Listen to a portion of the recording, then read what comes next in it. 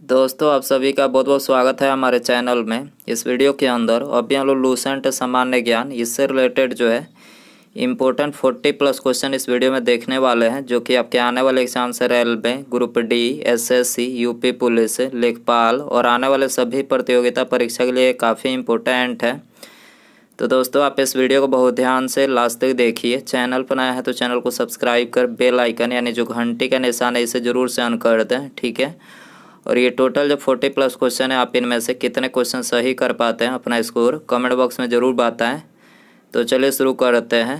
देखिए यहाँ पर हमारा पहला क्वेश्चन दिया गया है, समान डेटा प्रकार के संलग्न यानी क्वांटिजियस डेटा के एक सेट को क्या कहा जाता है।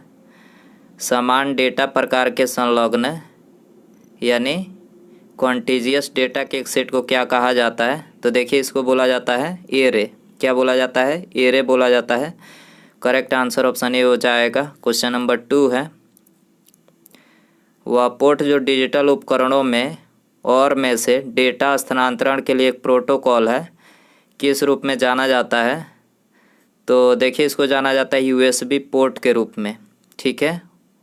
वह पोर्ट जो डिजिटल उपकरणों में और में से डेटा स्थानांतरण के लिए एक प्रोटोकॉल है, किस रूप में जाना जाता है।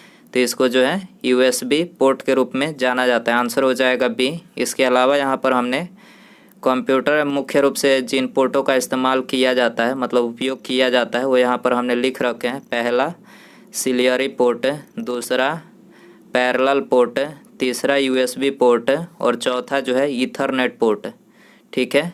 ये 4 प्रकार के कंप्यूटर में मुख्य रूप से पोर्ट का इस्तेमाल किया जाता है।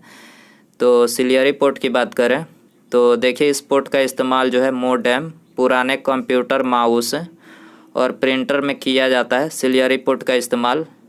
दूसरा दिया गया है पैरेलल पोर्ट, तो इस पोर्ट का इस्तेमाल स्कैनर और प्रिंटर में किया जाता है।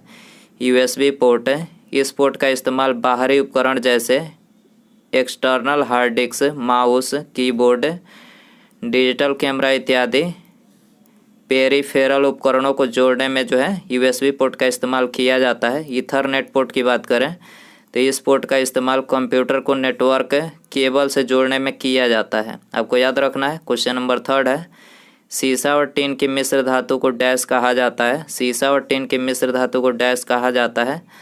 तो देखिए इसको बोला जाता है सोल्डर। करेक्ट आंसर डी हो जाएगा।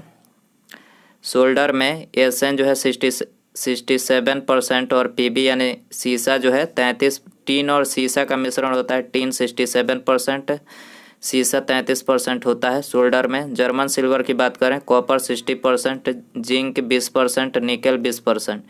पीतल में कॉपर 70%, जिंक जो है 30% होता है कॉपर पीतल में। कांसा में कॉपर 90%, एसएन यानी टीन जो है 10% होता है कांसा में। चौथा नंबर क्वेश्चन है, निम्नलिखित में से किस उपकरण का उपयोग वायुमंडलीय दाब को मापने के लिए किया जाता है। तो देखिए वायुमंडलीय दाब जो है ये बैरोमीटर के द्वारा किया जाता है, ठीक है। वायुमंडलीय दाब का मापन किसके द्वारा किया जाता है? बैरोमीटर के द्वारा। इसके अलावा बैरोमीटर का जो पाठ्यांक होता है बैरोमीटर का जो पाठ्यांक होता है इसी के आधार पर मौसम का जो है निर्धारण किया जाता है। जैसे कि बैरोमीटर का पाठ्यांक अचानक नीचे गिरने पर क्या होता है? तूफान आने की संभावना होती है। अचानक बैरोमीटर का पाठ्यांक नीचे गिरने पर, पाठ्यांक धीरे धीरे गिरने पर जो है वर्षा होने की संभावना होती है। धीरे धीरे ऊपर उठने पर दिन साफ होने की संभावना होती है। ओडोमीटर की बात करें तो ओडोमीटर का उपयोग वाहन द्वारा चली गई दूरी मापने के लिए इसका उपयोग किया जाता है। थर्मामीटर की बात करें तो थर्मामीटर जो है ये ताप मापने वाला उपकरण है। क्वेश्चन नंबर 5 है, नाइट्रोजन यौगिकीकरण के माध्यम से मृदा की प्राकृतिक उर्वरता बढ़ाने वाली फसलें कहलाती है। नाइट्रोजन यौगिकीकरण के माध्यम से मृदा की प्राकृतिक उर्वरता बढ़ाने वाली फसलें कहलाती है। क्या कहलाती है? तो देखिए ये कहलाती है फलीदार फसलें, ठीक है। करेक्ट आंसर बी हो जाएगा। हमारी जीवा पर कौन सा अभिग्राही यानी रिसेप्टर स्थित होता है? हमारी जीवा पर कौन सा अभिग्राही स्थित होता है? तो देखिए ये स्थित होता है रस संवेदी, ठीक है। रस संवेदी स्थित होता है। सी आंसर हो जाएगा। क्वेश्चन नंबर 7 है, प्रत्येक ब्रिक में बड़ी संख्या में निस्यंदन इकाइयाँ होती है, उन्हें डैश कहा जाता है। तो देखिए उन्हें ब्रिकाणु कहा जाता है। ठीक है, करेक्ट आंसर सी हो जाएगा। ब्रिक उत्सर्जन एवं जल संतुलन दोनों का कार्य करता है। नेफ्रॉन या ब्रिक नलिकाएं ब्रिक की रचनात्मक एवं क्रियात्मक इकाई है। ब्रिक के कार्य की बात करें तो देखिए ब्रिक के कार्य हैं शरीर में जल तथा खनिज लवण को संतुलन बनाए रखना, मूत्र का निर्माण एवं उसका श्रावण करना, जल में अम्ल क्षार संतुलन का नियंत्रण करना, उपापचय के अंतिम उत्पादों का उत्सर्जन करना। इनके द्वारा इरिथ्रोपोइटिन हार्मोन का श्रावण करता है। जो लाल रुधिर कणिकाओं के निर्माण को प्रेरित करता है। तो ये सभी क्या है, ये ब्रिक यानी किडनी के कार्य हैं, आपको याद रखना है। क्वेश्चन नंबर 8 है पेशी कोशिका में ऑक्सीजन की कमी होने पर पाइरूवेट विभाजित होकर डैश में परिवर्तित हो जाता है। तो किस में परिवर्तित हो जाता है, लैक्टिक एसिड और ऊर्जा में। पेशी कोशिका में ऑक्सीजन की कमी होने पर पाइरूवेट विभाजित होकर लैक्टिक एसिड और ऊर्जा में परिवर्तित हो जाता है। बी आंसर हो जाएगा। क्वेश्चन नंबर 9 है मानव शरीर की सबसे बड़ी धमनी कौन सी है। तो सबसे बड़ी धमनी है महाधमनी। करेक्ट आंसर सी हो जाएगा। निम्नलिखित में से कौन सा कल्पकम में परमाणु अनुसंधान हेतु स्थापित अनुसंधान रिएक्टर है। कौन सा कल्पकम में परमाणु अनुसंधान हेतु स्थापित अनुसंधान रिएक्टर है। तो यह है कामिनी। ठीक है, करेक्ट आंसर बी हो जाएगा। क्वेश्चन नंबर 11 है हृदय का जो संबंध कार्डियोलॉजी से है वही संबंध ब्रिक का डैश से है। तो ब्रिक यानी किडनी का किससे है, नेफ्रोलॉजी से है। याद रखना है आपको, बी आंसर हो जाएगा। क्वेश्चन नंबर 12 है सरकार के कुल व्यय और ऋण को छोड़कर कुल प्राप्तियों के बीच के अंतर को डैश कहा जाता है। सरकार के कुल व्यय और ऋण को छोड़कर कुल प्राप्तियों के बीच के अंतर को डैश कहा जाता है। तो इसको राजकोषीय घाटा कहा जाता है। ठीक है, करेक्ट आंसर सी हो जाएगा। क्वेश्चन नंबर 13 है अर्ध शुष्क जलवायु परिस्थितियों और अपकृष्ट मिट्टी में उगाई जाने वाली वह फसल जो खाद्य फसल के साथ साथ चारे की फसल भी है, निम्न में से क्या है। तो ये है मक्का। ठीक है, करेक्ट आंसर सी हो जाएगा। क्वेश्चन नंबर 14 है भारत 1972 में अपना परिचालन आरंभ करने वाले बोकारो स्टील प्लांट की स्थापना किस देश की सहायता से की गई थी। तो बोकारो स्टील प्लांट की सहायता जो है मतलब स्थापना जो है ये सोवियत संघ रूस की सहायता से की गई थी। ठीक है, करेक्ट आंसर सी हो जाएगा। न्यूयॉर्क के आइकॉनिक मेडिसिन स्क्वायर गार्डन में कुश्ती करने वाले या फिर वाली प्रथम भारतीय पहलवान कौन बने या फिर बनी है। तो ये बनी है बजरंग पूनिया। ठीक है, करेक्ट आंसर बी हो जाएगा। क्वेश्चन नंबर 16 है क्षेत्रीय हवाई संपर्क को सस्ता और सुविधाजनक बनाने के लिए संचालित योजना का नाम क्या है। क्षेत्रीय हवाई संपर्क को सस्ता और सुविधाजनक बनाने के लिए संचालित योजना का नाम क्या है। तो संचालित योजना का नाम है उड़ान। करेक्ट आंसर सी हो जाएगा। नीति आयोग के पहले अध्यक्ष कौन थे। नीति आयोग के पहले अध्यक्ष थे श्री नरेंद्र मोदी जी। ठीक है, करेक्ट आंसर सी हो जाएगा। नीति आयोग की बात करें तो 1 जनवरी 2015 को योजना आयोग के स्थान पर केंद्रीय मंत्रिमंडल के एक संकल्प पर नीति आयोग का गठन किया गया। नीति आयोग के अध्यक्ष भारत के प्रधानमंत्री होते हैं। पदेन अध्यक्ष इनको बनाया जाता है। जो भी प्रधानमंत्री होगा वही जो है नीति आयोग के अध्यक्ष होंगे। नीति आयोग की शासी परिषद में भारत के 28 राज्यों और केंद्र शासित प्रदेशों दिल्ली और पुदुचेरी के मुख्यमंत्री शामिल है। इंटरनेशनल एटॉमिक एनर्जी एजेंसी का सृजन किस वर्ष किया गया था। तो देखिए ये किया गया था 1957 में। करेक्ट आंसर ये हो जाएगा। कोरोना वैक्सीन की खोज सबसे पहले किस देश में हुई थी। कोरोना वैक्सीन की खोज सबसे पहले रूस में किया गया था। ठीक है, सी आंसर हो जाएगा।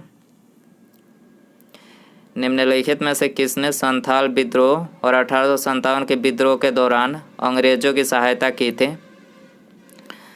संथाल विद्रोह और 1857 के विद्रोह के दौरान जो है अंग्रेजों की सहायता किसने की थी। महाराजा मोहताब चंद मेहताब चंद, महाराजा मेहताब चंद ने की थी, डी आंसर हो जाएगा। अंतरिक्ष अनुसंधान के लिए भारतीय राष्ट्रीय समिति का गठन कब किया गया था? अंतरिक्ष अनुसंधान के लिए भारतीय राष्ट्रीय समिति का गठन कब किया गया था? 1962 में किया गया था। करेक्ट आंसर डी हो जाएगा। भारतीय अंतरिक्ष अनुसंधान संगठन की स्थापना जो है 15 अगस्त 1969 यानी इसरो की स्थापना 15 अगस्त 1969 में की गई थी। भारत का पहला उपग्रह आर्यभट्ट जो कि 19 अप्रैल 1975 को सोवियत संघ द्वारा अंतरिक्ष में छोड़ा गया था। याद रखना है आपको। क्वेश्चन नंबर 22 है, लोकप्रिय काल्पनिक उपन्यास चंद्रकांता की रचना किसने की थी? वेरी इंपॉर्टेंट क्वेश्चन है, पूछा जाता है। चंद्रकांता की रचना किसने की थी? देविका नंदन खत्री ने, देविका नंदन खत्री ने की थी। सी आंसर हो जाएगा। 23 है, नवंबर 1944 में सांप्रदायिक समस्याओं पर गांधी जी ने चर्चा विफल होने के बाद एक न्यायिक ढांचे में सांप्रदायिक समस्या की जांच करने के लिए गैर पक्षीय सम्मेलन की स्थायी समिति द्वारा कौन सी समिति नियुक्त की गई थी? तो देखिए ये नियुक्त की गई थी सुप्रू समिति। ठीक है, करेक्ट आंसर ये हो जाएगा। Economy of permanence, economy of permanence के लेखक कौन है? तो देखिए इसके लेखक हैं जे.सी. कुमारप्पा। सी आंसर हो जाएगा। द्वितीय पंचवर्षीय न्याय प्रारूप किसने तैयार किया था? दूसरी जो पंचवर्षीय न्याय थी इसका प्रारूप किसने तैयार किया था? तो इसका प्रारूप जो है पी.सी. महालनोबिस ने तैयार किया था। बी आंसर हो जाएगा। दूसरी पंचवर्षीय न्याय की बात करें तो देखिए इसका कार्यकाल 1956 से 1961 तक रहा था। प्रथम पंचवर्षीय योजना का मुख्य लक्ष्य कृषि क्षेत्र था, जबकि द्वितीय पंचवर्षीय योजना का मुख्य केंद्र बिंदु औद्योगिक उत्पादों तथा सार्वजनिक क्षेत्र की वृद्धि करना था। इस योजना का लक्ष्य तीव्र औद्योगिकरण था। ठीक है, याद रखना है आपको। पृथ्वी शिखर सम्मेलन के रूप में किसे जाना जाता है? पृथ्वी शिखर सम्मेलन के रूप में किसे जाना जाता है? तो रियो शिखर सम्मेलन को जाना जाता है। डी आंसर हो जाएगा। 27 है, ईस्ट इंडिया कंपनी द्वारा किस वर्ष में अस्थायी बंदोबस्त को अमल में लाया गया था? ईस्ट इंडिया कंपनी द्वारा किस वर्ष में अस्थायी बंदोबस्त को अमल में लाया गया था? तो देखिए 1793 में अमल में लाया गया था। बी आंसर हो जाएगा। 1790 में कॉर्नवालिस ने एक 10 वर्षीय भू राजस्व व्यवस्था लागू की, जिसमें भूमि का स्वामी तथा लगान वसूली का अधिकारी जमींदार को ही माना गया। 1793 में कॉर्नवालिस ने 10 वर्षीय व्यवस्था को बदलकर अस्थायी कर दिया। लगान वसूली 10/11 भाग सरकार तथा शेष 1/11 जमींदार हेतु नियत किया गया। लगान वसूली का 10/11 भाग सरकार का तथा शेष 1/11 भाग जो है जमींदार हेतु नियत किया गया। भारत में स्थानीय स्वशासन का जनक लॉर्ड रिपन को माना जाता है। आपको याद रखना है। क्वेश्चन नंबर 28 है, 1972 का शिमला समझौता इंदिरा गांधी और डैश के बीच हस्तांतरित किया गया था। तो शिमला समझौता इंदिरा गांधी और जुल्फिकार अली भुट्टो के बीच जो है हस्ताक्षरित किया गया था। ठीक है, करेक्ट आंसर ये हो जाएगा। डैश 9 भारतीय भाषाओं की एकीकृत लिपि है, जिसे एक सामान्य भारतीय लिपि के रूप में प्रस्तावित किया जा रहा है। तो कौन सी है? तो यह है भारती। ठीक है, याद रखना है कौन सा है, भारती है। भारती 9 भारतीय भाषाओं की एकीकृत लिपि है, जिसे एक सामान्य भारतीय लिपि के रूप में प्रस्तावित किया जा रहा है। आंसर हो जाएगा ये। कामाख्या मंदिर किस राज्य में स्थित है? कामाख्या मंदिर किस राज्य में? असम राज्य में है। सी आंसर हो जाएगा। भारत के प्रमुख मंदिर देखिए यहाँ पर, मतलब भारत के प्रमुख मंदिरों के नाम लिखे हैं जो एग्जाम में पूछे जाते हैं। ठीक है, तो केदारनाथ मंदिर कहाँ पर है? उत्तराखंड में। बद्रीनाथ ये भी उत्तराखंड में। स्वर्ण मंदिर अमृतसर में है। दिलवाड़ा मंदिर माउंट आबू में है। मीनाक्षी मंदिर तमिलनाडु में है। महाकालेश्वर मंदिर उज्जैन में। महाबोधि मंदिर बोध गया में है। मुगल कालीन प्रसिद्ध गायक तानसेन किस भारतीय संगीत शैली से संबंध रखते हैं? मुगल कालीन प्रसिद्ध गायक तानसेन किस भारतीय संगीत शैली से संबंध रखते हैं? तो ये ध्रुवपद से संबंध रखते हैं। करेक्ट आंसर ये हो जाएगा। क्लब ऑफ रोम के द्वारा द लिमिट्स टू ग्रोथ का प्रकाशन कब किया गया था? तो देखिए इसका प्रकाशन जो है 1972 में किया गया था। सी आंसर हो जाएगा। क्वेश्चन नंबर 33 है, भूमि का वह भौतिक विस्तार जिस पर फसलें बोई और काटी जाती है उसे निम्नलिखित में से किस नाम से जाना जाता है? तो देखिए उसे कुल बीजारोपित भूमि के नाम से जाना जाता है। कुल बीजारोपित भूमि के नाम से जाना जाता है। करेक्ट आंसर सी हो जाएगा। खाद्य पदार्थ, वस्त्र जैसे उत्पाद एवं मनोरंजन जैसी सेवाओं को उनके अंतिम उपभोक्ताओं द्वारा खरीदे जाने पर डैश कहा जाता है? तो इसको क्या कहा जाता है? उपभोग वस्तुएं। क्या बोला जाता है इसको? उपभोग वस्तुएं बोला जाता है। सी आंसर हो जाएगा। 1932 का पूना पैक्ट समझौता महात्मा गांधी और इनमें से किस नेता के बीच हस्ताक्षरित किया गया था? तो पूना पैक्ट जो समझौता था ये महात्मा गांधी जी और BR अम्बेडकर जी के बीच में यह हस्ताक्षरित किया गया था 1932 में। डी आंसर हो जाएगा। दोस्तों यदि आपको वीडियो पसंद आ रहा है तो प्लीज़ वीडियो को लाइक करें, अपने दोस्तों में शेयर करें। चैनल पर आया है तो चैनल को सब्सक्राइब करके बेल आइकन पर क्लिक करके ऑल नोटिफिकेशन पर क्लिक कर दें, ताकि जब भी मैं कोई नई वीडियो अपलोड करूं उसका नोटिफिकेशन जो है आपको टाइम टू टाइम मिल सके। तो देखते हैं अगला क्वेश्चन। बार्ली लोक चित्रकारी किस राज्य की लोक कला का एक रूप है? तो बार्ली की बात करें तो देखिए बार्ली जो है ये महाराष्ट्र राज्य की लोक कला का एक रूप है। करेक्ट आंसर ये हो जाएगा। इसके अलावा यहाँ पर हमने विभिन्न राज्यों और उनके प्रमुख लोक चित्रकारी के नाम लिखे हैं। पहला दिया गया है मधुबनी चित्रकला। ये किस राज्य का लोक चित्रकारी है? बिहार का है। पट चित्रकला उड़ीसा का। पिथौरा चित्रकला गुजरात मध्य प्रदेश का। कलमकारी चित्रकला आंध्र प्रदेश का।